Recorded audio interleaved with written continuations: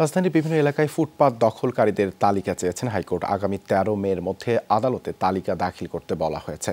সোমবার বিচারপতি শেখ হাসান আরিফ ও বিচারপতি মোহাম্মদ বজলুর রহমানের সমন্বয়ে গঠিত হাইকোর্ট বেঞ্চ এ আদেশ দেন। একই সাথে দখলকারীদের বিরুদ্ধে কি ব্যবস্থা নেওয়া হয়েছে তা জানাতে নির্দেশ দিয়েছেন আদালত। স্বরাষ্ট্র মন্ত্রণালয় ও স্থানীয় সরকার মন্ত্রণালয়ের সচিবকে এই নির্দেশ বাস্তবায়ন করতে বলা হয়েছে। আদালতে রিটের পক্ষে শুনানি করেন অ্যাডভোকেট মঞ্জিল মোর্শেদ। রাষ্ট্রপক্ষে শুনানিতে ছিলেন deputy attorney general Amit Talukdar. ঢাকার বিভিন্ন স্থানের ফুটপাত বিক্রি ও ভাড়া দিয়ে হাজার হাজার কোটি টাকা চাঁদা আদায় করছে কিছু ব্যক্তি। জনগণের স্বাভাবিক চলাচলও বিঘ্নিত করেছে তারা। এ নিয়ে সংবাদ প্রচারিত হলে human rights and peace for Bangladesh জনস্বার্থে রিটটি দায়ের করে। এই ফুটপাত দখল এবং এই ব্যবসার সঙ্গে জড়িত রয়েছে স্থানীয় কিছু রাজনৈতিক ব্যক্তি এবং কাউন্সিলররা।